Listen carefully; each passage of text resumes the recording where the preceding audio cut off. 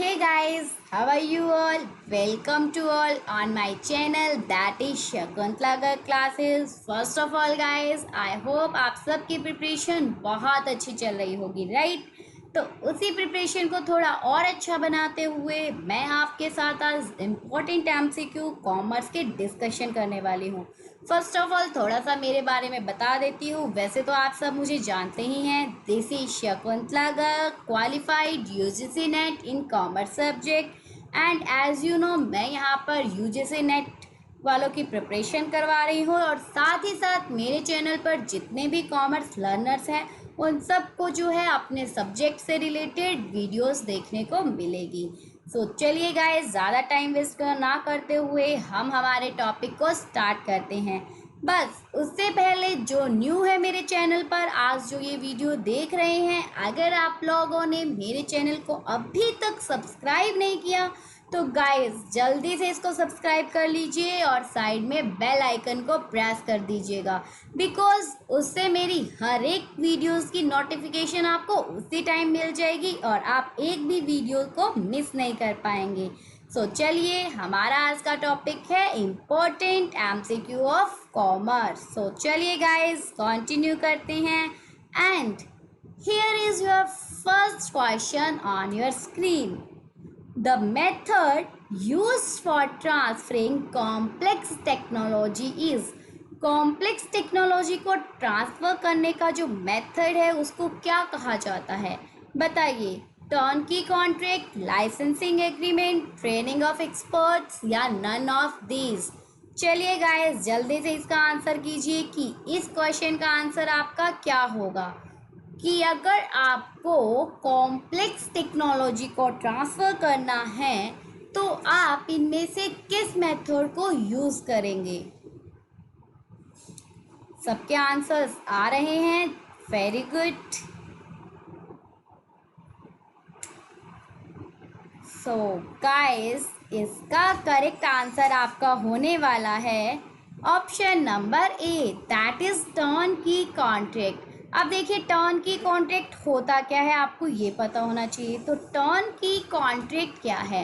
International business के अंदर आपको एक टर्म देखने को मिलती है जो कि क्या है, जिसमें एक बिजनेस या आप बोलो एक कंट्री कोई भी अगर प्रोजेक्ट देना है, जो कि आप क्या कहते हैं कि जो बड़े लेवल का जो प्रोजेक्ट होता है वो क्या करती है, अगर उनको पता है कि उनकी कंट्री में वो स्पेशलाइजेशन, वो कोर कॉम्पिटेंसीज जो चाहिए वो अवेलेबल नहीं है या उस रेट पर उनको सस्ता नहीं पड़ रहा, तो वो क्या करेगी, किसी अनदर कंट्री की में जाकर वहाँ की जो मतलब टीम है उनसे कंसल्ट करेगी और वो प्रोजेक्ट उनको दे देगी।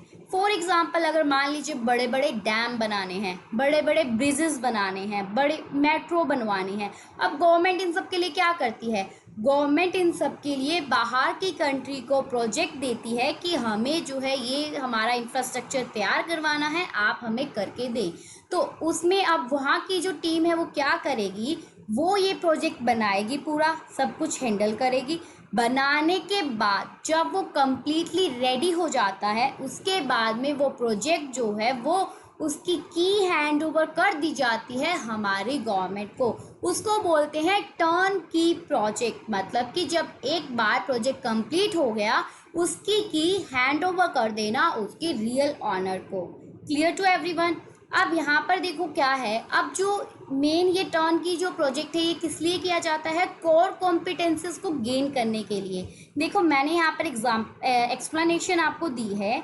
टर्न की क्या है? It is a contract. ये क्या होता है? कॉन्ट्रैक्ट होता है अंडर विच, जिसके अंदर एक firm agree to fully design, एक फर्म क्या करती है, वो तैयार हो जाती है पूरी तरह से डिज़ाइन करने के लिए, कंस्ट्रक्ट करने के लिए और इक्विप करने के लिए एक मैन्युफैक्चरिंग बिजनेस की या फिर सर्विस फैसिलिटी। मतलब कि जो भी उनकी फैसिलिटी है, अगर उनकी मैन्युफैक्चर करने की फैसिलिटी है तो मैन्युफैक्चरिंग की सर्विसेज, अगर बिजनेस की फैसिलिटी है, बिजनेस करते हैं तो वो, या फिर सर्विसेज देते हैं तो वो क्या करती है, पूरा का पूरा कंस्ट्रक्ट करके अपने सर्विसेज देती है एंड फिर बाद में वो क्या करती है, प्रोजेक्ट को टर्न ओवर कर देती है परचेजर को when it is ready for operation.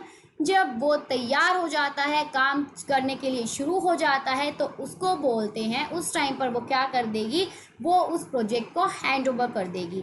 For example मैं अब आपको बताती हूँ, जैसे कि मान लीजिए अब हमारे यहाँ पर मेट्रो ट्रेन बनवानी है, मेट्रो ट्रेन का प्रोजेक्ट दिया, ठीक है, वो प्रोजेक्ट दिया गया, सपोज आप अमेरिका वालों को दिया या चाइना वालों को दिया, हम यूएस लेकर चलते हैं।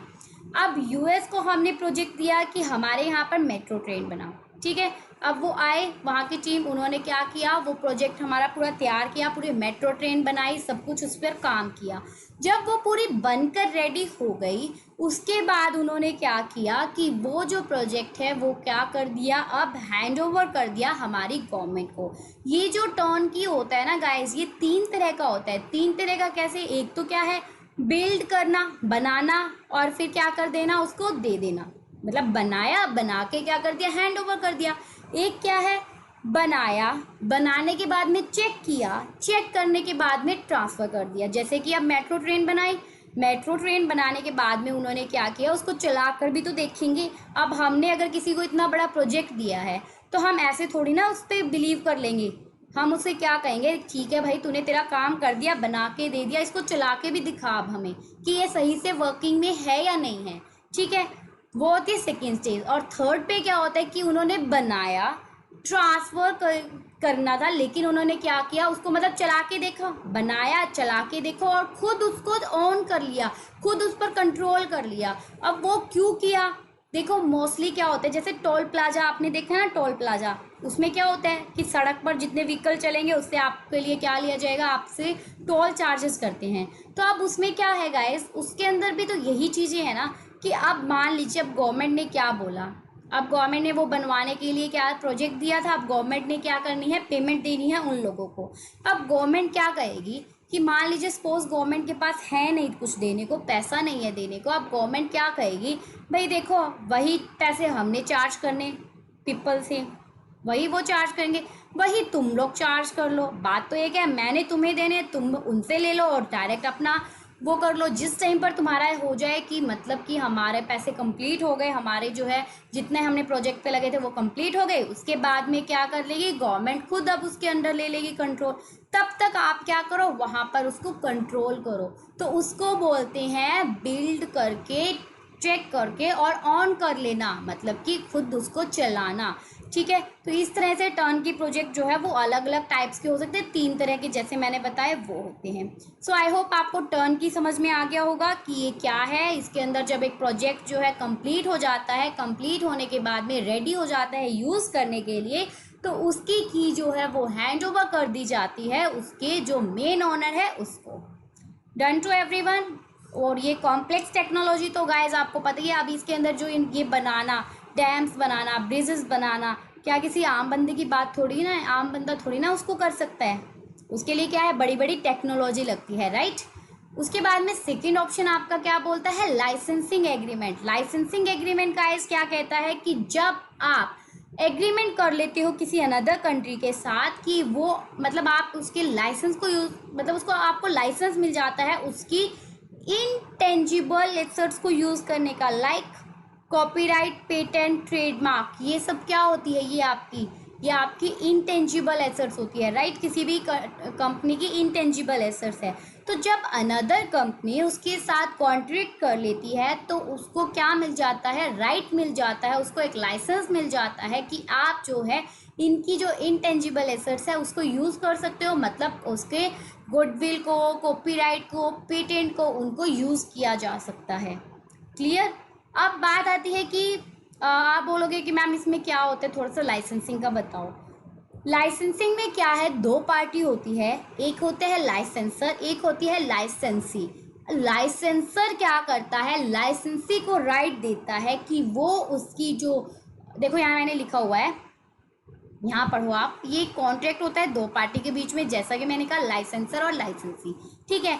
लाइसेंसर क्या करता है, लाइसेंस देता है लाइसेंसी को कि वो क्या करे, उसका ब्रांड नेम, उसकी ट्रेडमार्क, उसके पेटेंटेड टेक्नोलॉजी और उसकी जो एबिलिटी है प्रोड्यूस करने की या गुड्स को सेल करने की, वो सारी लाइसेंसर किसको दे देता है, लाइसेंसी को राइट दे देता है कि वो उसे यूज़ कर ले सकता है, लेकिन बदले में कुछ ना कुछ फीस चार्ज की जाती है। क्लियर। यहाँ पर क्या है कि यहाँ पर वो क्या करेगा, अपनी कॉपीराइट को, ट्रेडमार्क को, पेटेंटेड को, इनको क्या कर देगा, लाइसेंसी को राइट दे देगा कि वो उसको यूज़ कर सकता है। आप कहते हैं ना कि बहुत सारी कंपनी इस चीज़ों में है कि जैसे किसी का ब्रांड नेम है, अब मान लीजिए HUL ने अपना ब्रांड नेम बनाया है, ठीक है, एमवे ने अपना ब्रांड नेम बनाया है, अब वो क्या करेगी, किसी अनदर कंपनी को राइट दे देती है उनको कि आप जो है हमारा ब्रांड नेम यूज़ करके आप अपना प्रोडक्ट बना सकते हो, तो वो क्या हो जाएगा, आपका लाइसेंस एग्रीमेंट हो जाएगा। Done to everyone. यहाँ देखो आगे क्या लिखा है, लाइसेंसिंग एग्रीमेंट जो है वो क्या करता है, लाइसेंस देता है कि ability to use intellectual property owned by the licensor.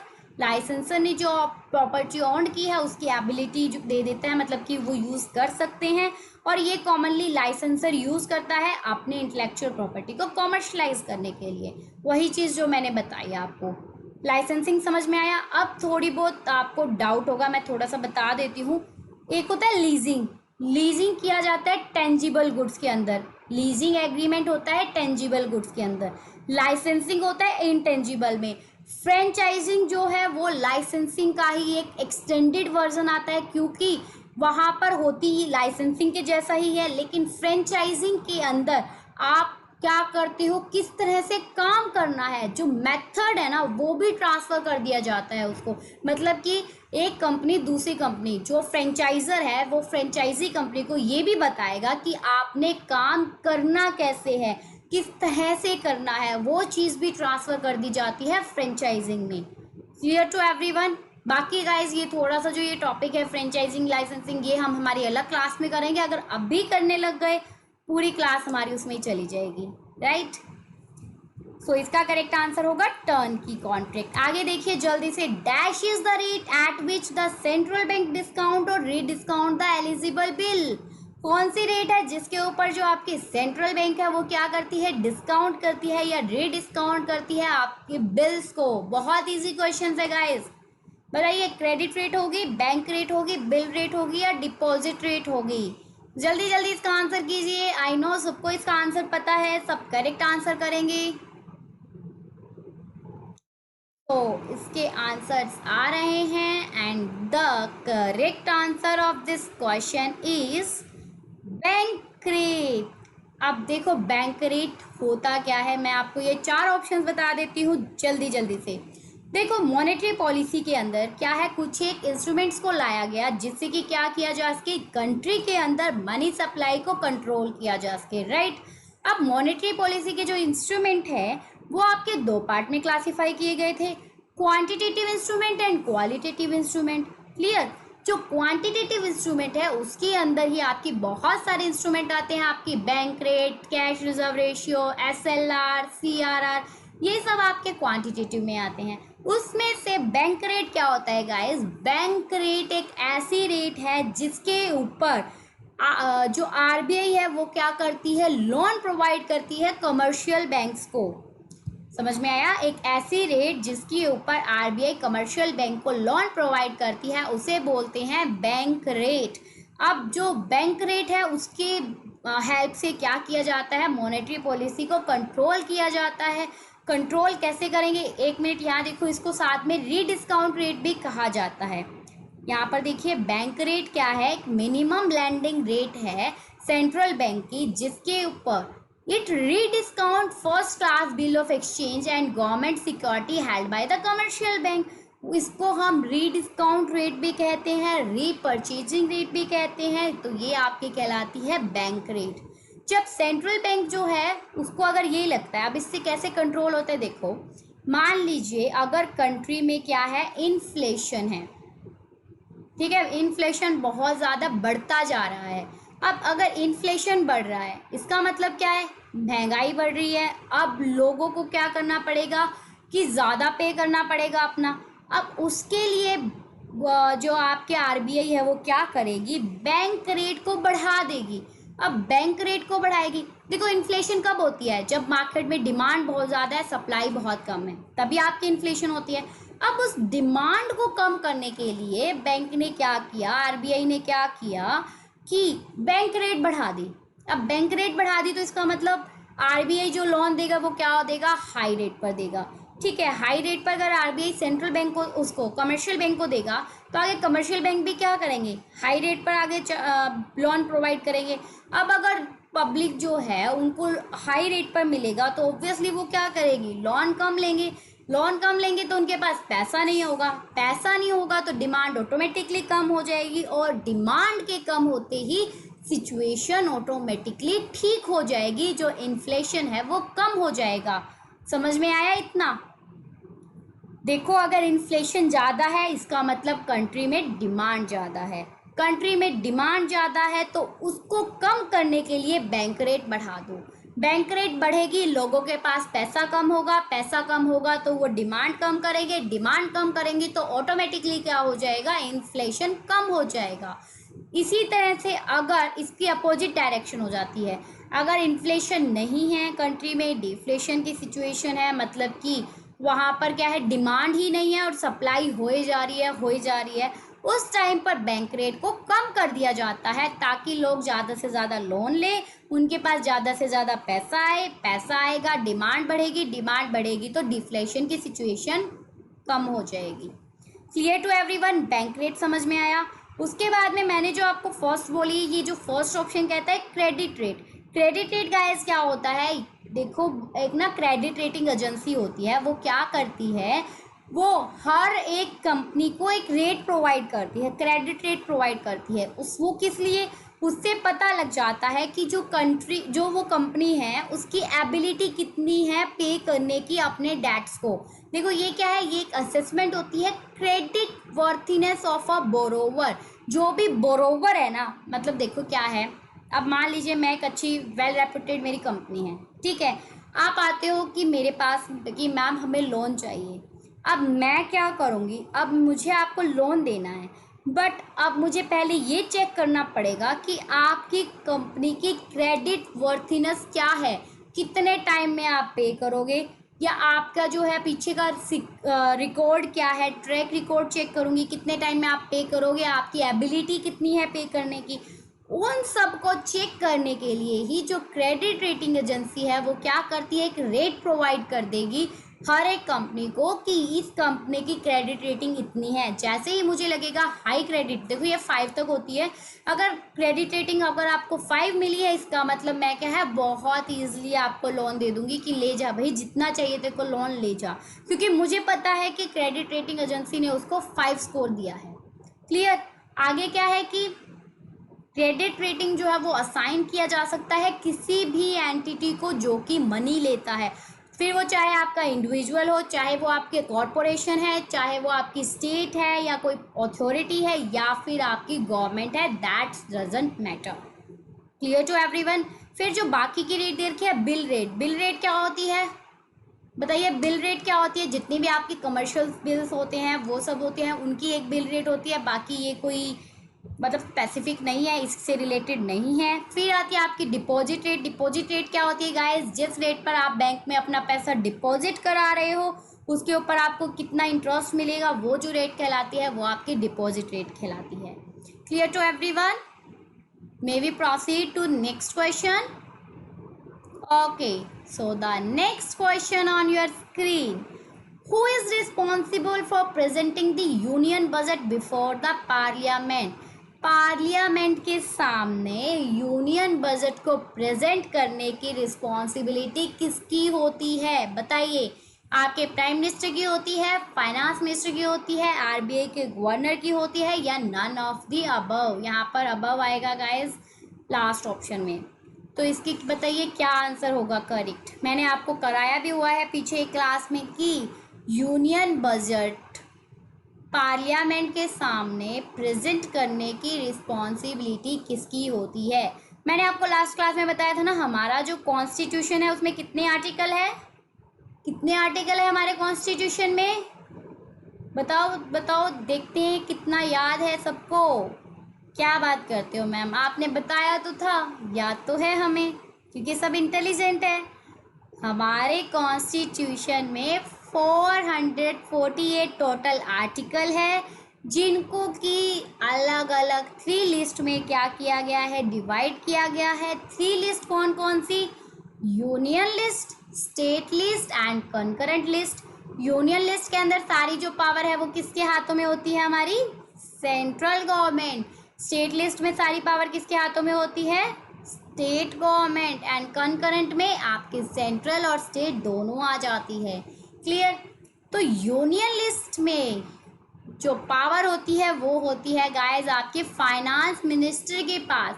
उनके पास पावर होती है कि वो क्या कर सकते हैं, बजट जो है प्रेजेंट करते हैं यूनियन बजट को पार्लियामेंट के सामने। आपको पता है ना, हर साल 1 फेब को जो हमारा जो बजट है वो पेश किया जाता है, और वो हमारा बजट कौन करते हैं? हमारे फाइनेंस मिनिस्टर जो है इंडिया के, वो हमारे बजट को पास करते हैं। Clear to everyone? किसी को कोई doubt? So the next question on your screen is dash is concerned with all current expenditure of the government on administration. So बताइए guys इसका आंसर क्या होगा?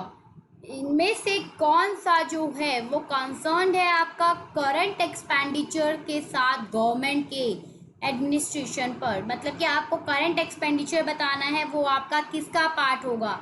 Is this is a part of revenue expenditure, is this a part of capital expenditure, total expenditure, या फिर none of the above?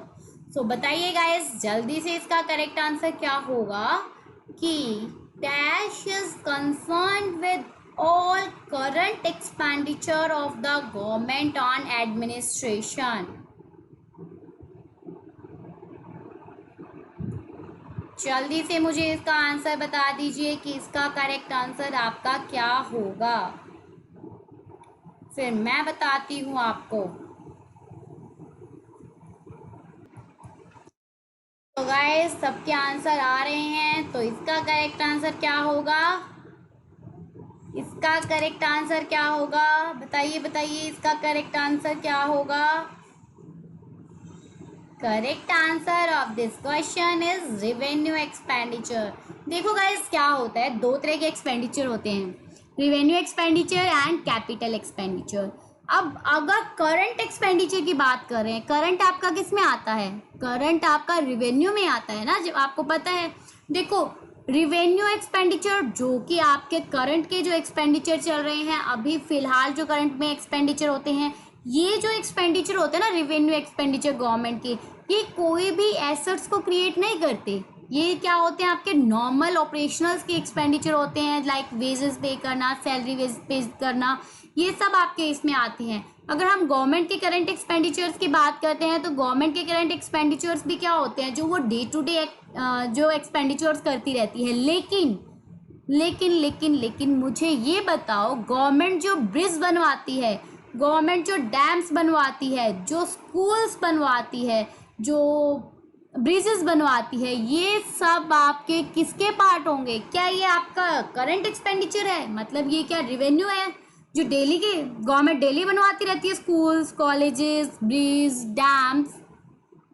No, ये क्या होते हैं? ये आपके जो है ये सिर्फ गवर्नमेंट जो है एक बार बनवाती है, लाइक स्कूल बनवा दिए अलग अलग एरिया में, ये कोई डेली का खर्चा करने वाला नहीं होता।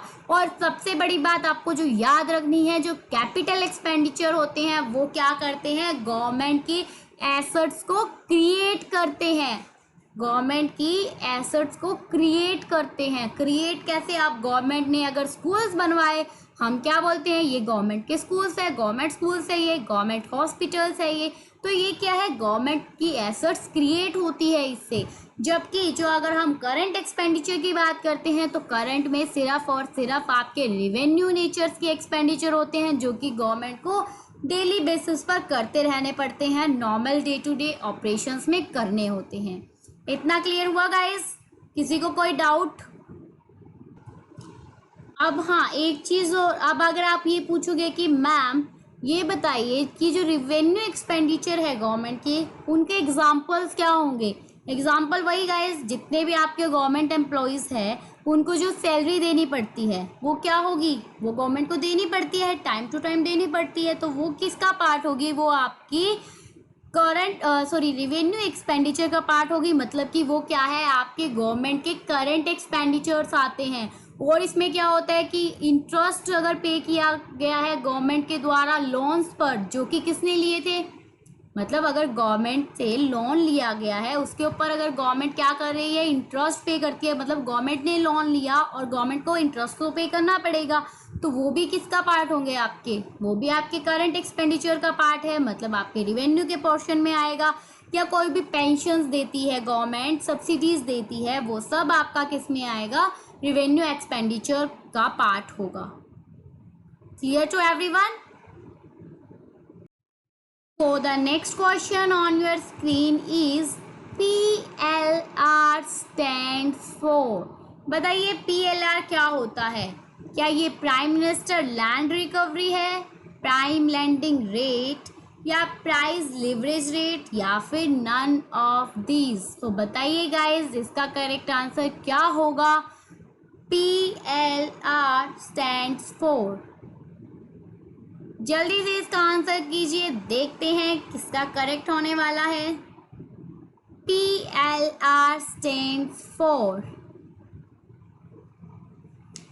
Prime minister land recovery, prime landing rate, price leverage rate, या फिर नन ऑफ दीज।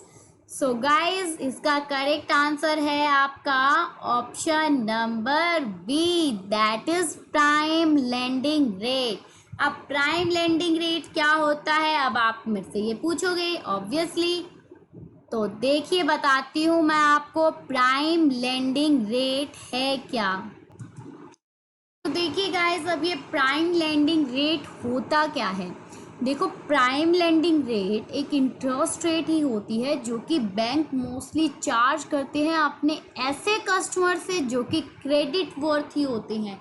कहने का मतलब क्या है, वैसे तो देखो सबके लिए रेट जो है सेम रखी जाती है, ठीक है, लेकिन जो बैंक के एक अच्छे कस्टमर है, बहुत टाइम से कस्टमर है, क्रेडिट वर्थी कस्टमर है, टाइम पर बैंक को पे करते हैं, टाइम पर बैंक से मतलब सब कुछ, एक कहते हैं ना लॉयल कस्टमर बन जाना, तो जो बैंक के अच्छे कस्टमर लॉयल कस्टमर होते हैं उनके लिए बैंक एक रेट डिसाइड करती है जिसको प्राइम लैंडिंग रेट बोला जाता है, जिसमें क्या है वो कुछ एक अपने कस्टमर्स को बेनिफिट प्रोवाइड करती है, कुछ एक कंसेशंस प्रोवाइड आप कह सकते हो करती है, तो उस रेट को हम बोलेंगे प्राइम लैंडिंग रेट। ये जो होती है ये बैंक जो है वो क्या करता है, बेस्ट कस्टमर्स को देता है, जिसके अंदर उसके लार्ज कॉरपोरेशंस आते हैं, जो बड़े बड़े जो कॉरपोरेशंस होते हैं वो आपके प्राइम लैंडिंग रेट, मतलब कि उनसे ये रेट चार्ज की जाती है, वो बैंक के बेस्ट कस्टमर में से आते हैं।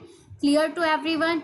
जो ये प्राइस लिवरेज रेट है, prime minister land recovery, this is nothing about this. तो आपको जस्ट इतना पता होना चाहिए प्राइम लैंडिंग रेट है क्या, इतना समझ में आया। बाकी जो ये दोनों के ऑप्शंस हैं इनके बारे में मैं थोड़ा सा आपको बता देती हूँ ताकि आपको ये ना रहे मैम ने एक्सप्लेन नहीं किया।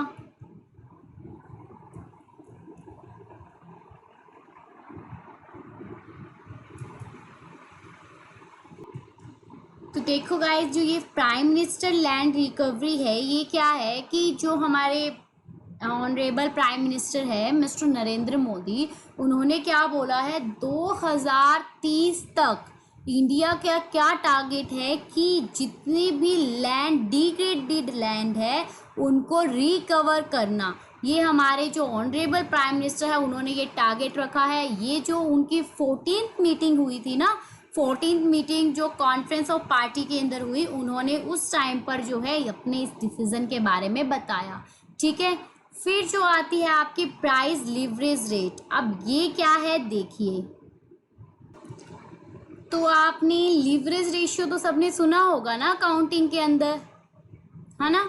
तो जो आपके ये लिवरेज रेशियो होती है वो भी क्या बोलती है, मतलब उसके अंदर ये देखा जाता है कि कंपनी की कितनी एबिलिटी है कि वो अपने डेट्स की पेमेंट करेगी टाइम पर, या फिर जो कंपनी है वो उसकी हम ये देखेंगे कि कितना पैसा डेट से आ रहा है, कितना वो कहाँ से अरेंज कर रही है। तो जैसे आपने डेट इक्विटी रेशियो किया था, शेयर होल्डर इक्विटी रेशियो और total fund to debt ratio, वो सब आपके जो है इसमें आ जाते हैं लिवरेज रेट में। सो इतना समझ में आया। मेन अब आपको क्या है, देखो मैं आपको क्रक्स में बताती हूँ। पीएलआर का मतलब होता है प्राइम लेंडिंग रेट। ये एक ऐसी इंटरेस्ट रेट है जो कि बैंक अपने क्रेडिट वर्थी कस्टमर्स के लिए क्या करती है, चार्ज करती है। इसकी जो करंट रेट जो है गाइस, वो अभी एक बार आप चेक कर लेना। लेकिन वैसे मैं आपको बता दूं, अब जो है ये प्राइम लेंडिंग रेट इतना ये नहीं चलता, हर केस में ऐसा नहीं होता। बिकॉज अगर आप अपने क्रेडिट वर्थी कस्टमर से अगर ज़्यादा चार्ज करोगे या कम करोगे, उनकी रेट अलग करोगे, तो थोड़ा सा पार्शियलिटी वाला सिस्टम हो जाता है। तो उसके लिए अब बैंक क्या करती है, एक अलग अलग ऑफर्स देने लग गई अपने क्रेडिट वर्थी कस्टमर्स को, बजाय कि रेट के। अब वो क्या करने लगे, उनको अदर इंसेंटिव्स देने लगे या कुछ भी, आप मतलब बहुत सारे सिस्टम्स हैं ना आप देने के, ठीक है। और जो प्राइम मिनिस्टर लैंड रिकवरी था, वो क्या था कि हमारे ऑनरेबल प्राइम मिनिस्टर ने बोला कि हमें जो है 2030 तक क्या करना है, मोस्ट ऑफ हमारी 30 मिलियन मे बी 20 मिलियन जो लैंड है वो रिकवर करनी है। जो डिग्रेडेड लैंड है उनको वापस से रिकवर करना है। प्राइस लिवरेज रेशियो मैंने आपको बता दिया। जो आपके लिवरेज रेशियोज है वो आपकी ये है। सो चलें नेक्स्ट क्वेश्चन पर। क्लियर हो गया सबको? Next question on your screen, SEZ stands for sorry, बताइए SEZ क्या होता है? Special economic zone, special export zone, socially backward zone, या फिर नन ऑफ द अबव? तो गाइस जल्दी से इस क्वेश्चन का आंसर कीजिए, देखते हैं किसका करेक्ट आता है। SEZ stands for,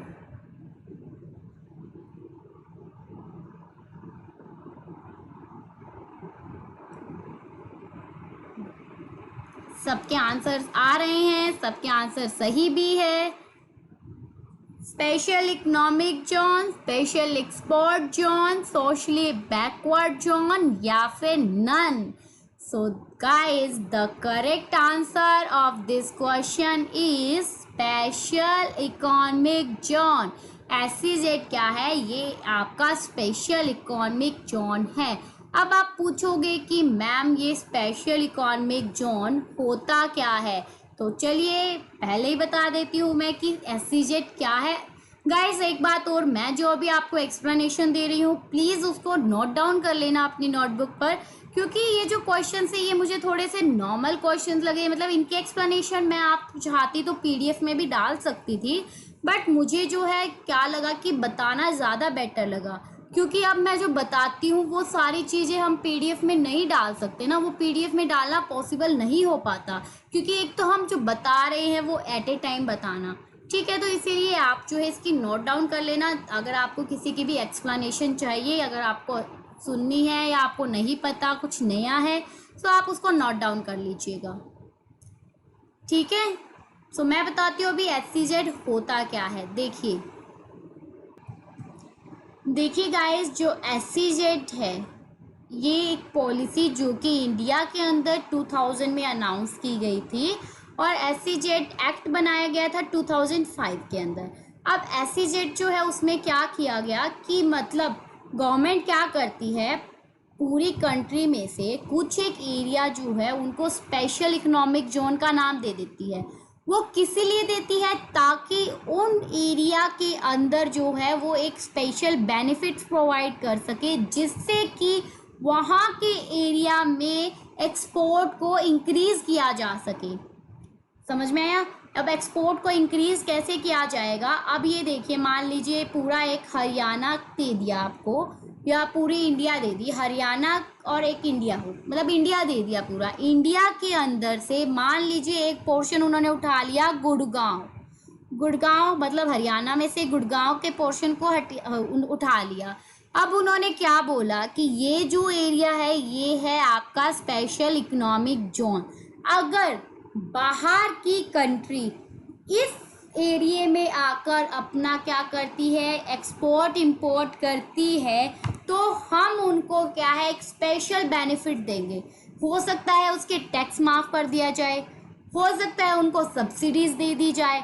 तो ऐसा गवर्नमेंट करती किस लिए है, ताकि वो क्या कर सके, जो उस एरिया है, जो मतलब कि जहाँ जिस एरिया को स्पेशल इकोनॉमिक जोन का नाम दिया गया, वहाँ पर एक्सपोर्ट को इंक्रीज कर सके, उसकी डेवलपमेंट कर सके, उसके लिए गवर्नमेंट ये इनिशिएटिव लेती है स्पेशल इकोनॉमिक जोन का। और मैंने जैसे बताया आपको, इसके लिए एक एक्ट बनाया गया था 2005 के अंदर, जिसको कि स्पेशल इकोनॉमिक जोन एक्ट का नाम दिया गया। और बेसिकली गाइस जो SEZ है, इसके ऑब्जेक्टिव क्या होते हैं देखिए। फर्स्ट वन क्या होता है कि इससे क्या होगा, इकोनॉमिक एक्टिविटी जनरेट होगी ऑब्वियसली होगी, क्योंकि एक बात बताओ, जिस एरिया में कोई भी आकर प्रोडक्शन या कोई भी आकर एक्सपोर्ट इंपोर्ट नहीं करना चाहता था, गवर्नमेंट ने अब इंसेंटिव दे दिए। अब उन्हें पता है अगर हम उस एरिया में अगर एक्सपोर्ट करेंगे तो हमें क्या है, फ़ायदा होगा, तो उससे आपकी क्या है, इकोनॉमिक एक्टिविटी इंक्रीज होगी। नेक्स्ट ऑब्जेक्टिव क्या होता है, एक्सपोर्ट्स का प्रमोशन होता है। प्रमोशन एक्सपोर्ट का तो हो ही रहा है, जैसे कि मैंने बोला एक्सपोर्ट को प्रमोट करने के लिए ही तो उन्होंने उस एरिया को SEZ के अंदर डाल दिया ना, ताकि वहाँ पर एक्सपोर्ट और इंपोर्ट जो है गुड्स एंड सर्विसेज का इंक्रीज हो सके। ठीक है, उसके बाद में क्या है, promotion of investment from domestic and foreign country. Investment का प्रमोशन भी होगा ना, बाहर वाले यहाँ इन्वेस्ट करेंगे, यहाँ वाले बाहर इन्वेस्ट करेंगे, तो उससे क्या हो रहा है, इन्वेस्टमेंट भी बढ़ रही है। और इसका क्या फ़ायदा होता है, एम्प्लॉयमेंट अपॉर्चुनिटी क्रिएशन होती है। अब वो कैसे, देखो गवर्नमेंट ने बोला कि अगर MNCs आती है और गुड़गांव में जाके अगर अपना कोई भी MNC अपना बिजनेस इस्टेब्लिश करेगी, तो हम उनको बेनिफिट्स देंगे, उनको फ़ायदा होगा। तो अब उससे बताओ कि क्या अब जो MNCs आई है, उनको वहाँ पर बंदे नहीं चाहिए काम करने के लिए, चाहिए ना। अब बंदों को तो वो वहाँ से बाहर से लेकर आने से रही, वो कहाँ के लगाएगी, उसी एरिया के पर्सन्स को एम्प्लॉय करेगी, तो उससे क्या होगा, एम्प्लॉयमेंट अपॉर्चुनिटी बढ़ जाएगी। तो यही चीज़ यहाँ बताई हुई है। Clear to everyone. उसके बाद में क्या है, डेवलपमेंट ऑफ इंफ्रास्ट्रक्चर फैसिलिटी। ये तो मैंने बता ही दिया कि आपकी जो इंफ्रास्ट्रक्चर फैसिलिटी है वो क्या होगी, डेवलप हो जाएगी, क्योंकि अगर MNCs आ रही है तो आपका जो इंफ्रास्ट्रक्चर है वो डेवलपमेंट होगा, यहाँ पर अच्छी ग्रोथ होगी, यहाँ पर इकोनॉमिक ग्रोथ होगी। सो ये था गाइस आपका स्पेशल इकोनॉमिक जोन। तो बस आपको क्या याद रखना है कि ये सबसे पहले तो इंडिया में ये जो पॉलिसी है 2000 में अनाउंस की गई थी, और एक SEZ एक्ट बनाया गया 2005 के अंदर। और SEZ का मतलब क्या है, एक स्पेशल एरिया बना देना, जिससे कि वहाँ पर क्या है, एक्सपोर्ट को इंक्रीज़ किया जा सके। ठीक है, मतलब अगर वहाँ पर कोई भी कंपनी अपने आप को इस्टेब्लिश करेगी, तो जितने भी लोकल लेवल के टैक्सेस हैं वो सब उस पर से हटा दिए जाएंगे। Done to everyone. चलें हमारे नेक्स्ट क्वेश्चन पर। So the next question on your screen is, dash consists of economic condition, economic policy, industry policy and economic system। बहुत इजी क्वेश्चन है गाइस, लड्डू क्वेश्चन है ये तो आपके लिए। जल्दी से बताइए, बिजनेस इन्वायरमेंट होगा, इकोनॉमिक इन्वायरमेंट होगा, नेचुरल होगा या none of the above. Dash consists of economic conditions, economic policies, industrial policies and economic system। Clear to everyone? हो गया क्वेश्चन, पढ़ लिया सबने, आंसर कर दीजिए जल्दी जल्दी। सबके आंसर आ रहे हैं और आई थिंक ये तो सबका ही सही होने वाला है। So the correct answer of this question is economic environment. Obviously guys, आपको मैंने मेरी क्लास में करवाया भी था ना कि किसके अंदर, देखो आपका क्या होता है, सबसे पहले एक बिजनेस इन्वायरमेंट होता है। बिजनेस इन्वायरमेंट जो है वो दो टाइप्स का होता है, माइक्रो मैक्रो। वैसे तो इंटरनल एक्सटर्नल होता है, लेकिन हम एक्सटर्नल को लेकर चलते हैं हमारे इंटरनेशनल बिजनेस में। तो उसमें क्या है कि माइक्रो मैक्रो दो पार्ट में डिवाइड किया। माइक्रो क्या होते हैं, जो कि आपके क्या है क्लोज होते हैं इंडस्ट्री फॉर्म्स के, जबकि मैक्रो क्या है, वो तो बिल्कुल अनकंट्रोलेबल है, वो क्या है आप उनको कंट्रोल नहीं कर सकते, माइक्रो को भी कंट्रोल नहीं कर सकते। बट जो डिफरेंस है माइक्रो और मैक्रो में वो यही है गाइस कि माइक्रो जो फैक्टर्स होते हैं वो आपके क्या होते हैं, क्लोज होते हैं आपके फॉर्म्स के, तो वो क्या है उनको कुछ हद तक आप जो है थोड़ा बहुत मैनेज कर सकते हो। बट जो मैक्रो है वो आपके क्या है अनकंट्रोलेबल होते हैं, कोई अनसर्टेन होते हैं, सबसे बड़ी बात।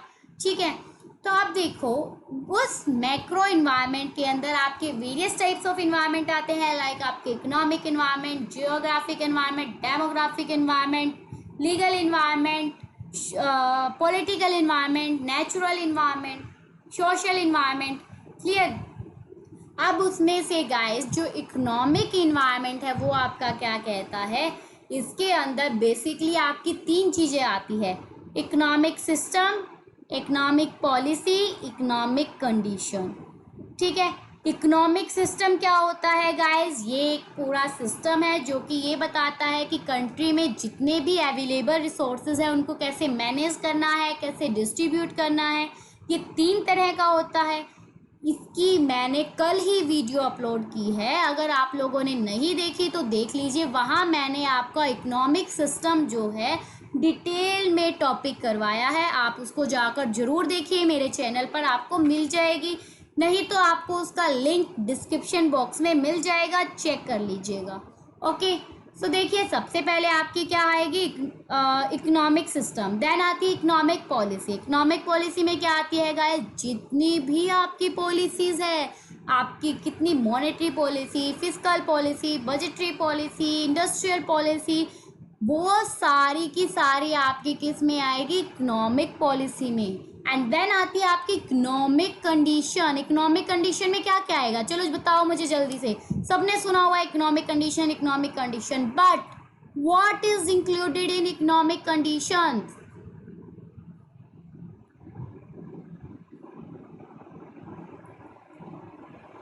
यस, इकोनॉमिक कंडीशन में आपकी आती है आपकी कंट्री में इन्फ्लेशन कैसा है, डिफ्लेशन कैसा है, आपकी जो इकॉनमी है वो किस स्टेज पर है, वो सब आपकी इकोनॉमिक कंडीशन का पार्ट होता है। जो भी आपकी इन्फ्लेशन, डिफ्लेशन, वो सब आपकी कहाँ आएगी, आपकी इकोनॉमिक कंडीशन में आएगी। मतलब कि इस टाइम पर आपकी जो इकोनॉमी की जो कंडीशन है वो कैसी है।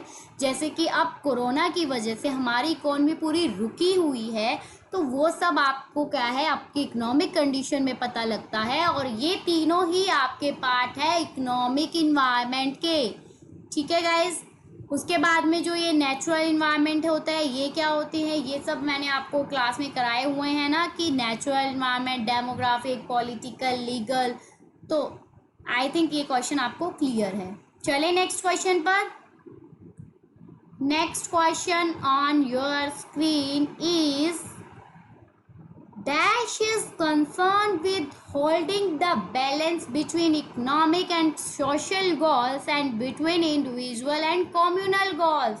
तो बताइए इनमें से कौन सी ऐसी टर्म है जो कि कंसर्न करती है कि आप इकोनॉमिक और सोशल जो गोल है उनको होल्ड करो, एंड इंडिविजुअल और जो कम्युनल गोल है उनको भी, मतलब उनके बीच में एक बैलेंस बनाकर चलना। ये आपकी कौन सी टर्म जो है वो आपको बताती है, बताइए। Is it corporate management, corporate governance, business ethics, या फिर नन ऑफ द अबव? सो इसका करेक्ट आंसर क्या होगा गाइस, जल्दी से बताइए, फिर मैं बताती हूँ।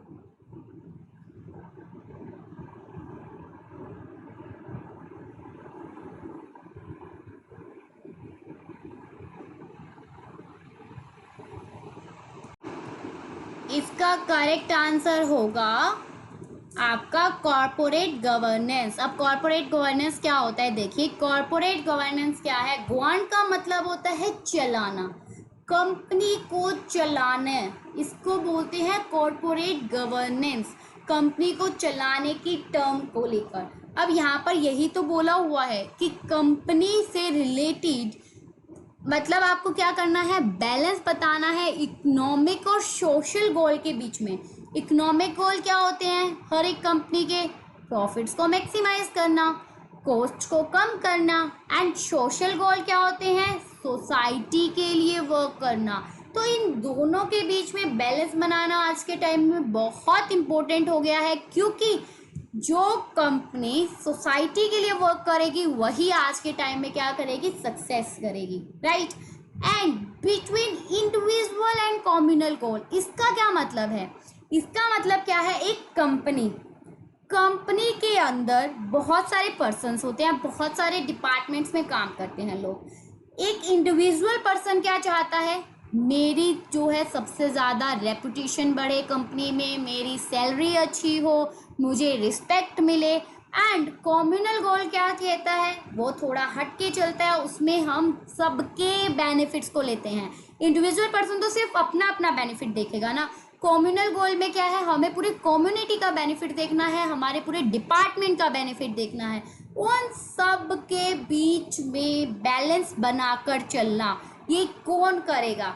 आप सोच रहे होंगे मैम कॉरपोरेट मैनेजमेंट क्यों नहीं, तो देखिए मैं बताती हूँ कॉरपोरेट मैनेजमेंट क्यों नहीं करेगा। कॉरपोरेट मैनेजमेंट का क्या मतलब है, कंपनी को मैनेज करके चलना, ठीक है, यही होता है कॉरपोरेट मैनेजमेंट। कॉरपोरेट गवर्नेंस क्या है, कॉरपोरेट गवर्नेंस का मतलब है कंपनी को गवर्न करना, उसकी हर एक एक्टिविटीज को चेक करना, हर एक चीज को लेकर चलना, हर एक चीज को मतलब कंसीडर करना, वो आपका होगा कॉरपोरेट गवर्नेंस। अभी देखो इनके बीच में थोड़ा सा मैं आपको बताती हूँ क्या फ़र्क है।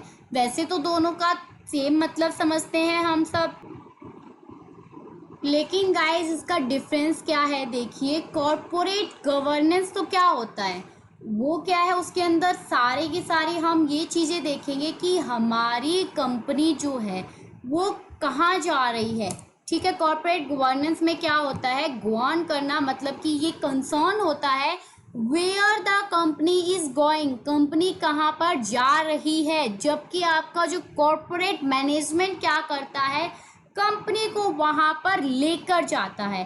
कहने का मतलब मैनेजमेंट में तो हम क्या करते हैं, प्लानिंग से लेकर हम हमारा जो ऑब्जेक्टिव है उसको अचीव करने तक सारा कुछ करते हैं, राइट।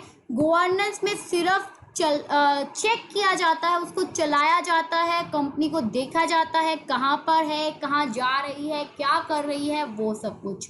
जो कॉरपोरेट गवर्नेंस होती है गाइस, ये आपकी एक एक्सटर्नल, आप कह सकते हो कि इसके अंदर मतलब आप एक्सटर्नल चीज़ों को चेक करते हो, सारी एक्सटर्नली रिलेटेड होती है। लेकिन जो कॉरपोरेट मैनेजमेंट होती है उसमें आपका मेन जो फोकस होता है वो क्या होता है, सिर्फ इंटरनली मैनेज करना।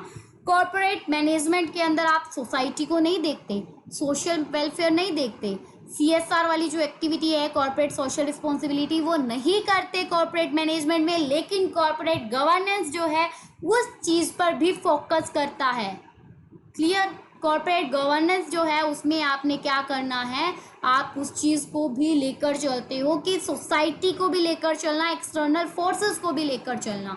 अब क्लियर हुआ दोनों में डिफरेंस क्या होता है।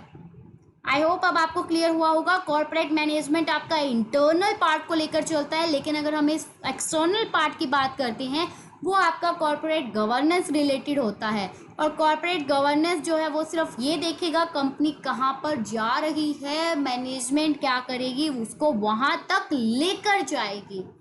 Clear to everyone. चलें हमारे नेक्स्ट क्वेश्चन पर। नेक्स्ट क्वेश्चन, अब नेक्स्ट क्वेश्चन नहीं गाइस, अब आपका ये सेशन हमारा आज का हम यहीं एंड करते हैं। अब आपसे हम मिलेंगे हमारे नेक्स्ट क्लास के अंदर इसी टाइमिंग पर, जैसे भी होगा मैं आपको बताती रहूँगी। आई होप आपको मेरी क्लास अच्छी लगी होगी। कहीं पर कोई भी डाउट है तो गाइस प्लीज़ मुझे कमेंट सेक्शन में आप बता दीजिए, मैं आपके सारे डाउट को क्लियर करूँगी। और ऐसे ही अपनी प्रिपरेशन करते रहिए। Stay home, stay safe guys. ऐसी जो हमारी सिचुएशन है कंट्री की, उसमें हमें जो है कोऑपरेट करके चलना है। अपना घर पर बैठो, अपना अच्छे से स्टडी करो, एग्ज़ाम के लिए प्रिपेयर करो, ठीक है। All the best guys, happy learning. I hope आपको मेरी क्लास अच्छी लगी। अच्छी लगी तो प्लीज़ मुझे कमेंट सेक्शन में अच्छे अच्छे मुझे रिव्यूज़ देना। कोई भी सजेशन देना चाहते हो देन मोस्ट वेलकम, आप मुझे सजेशन भी दे सकते हैं। आप मेरी जो वीडियोस है, मेरी ये जो क्लास है, उसे अपने फ्रेंड्स के साथ शेयर भी कर सकते हो। सो ओके गाइस, मिलते हैं आपसे नेक्स्ट क्लास में। तब तक के लिए bye bye, take care, happy learning and crack your exam. Bye bye.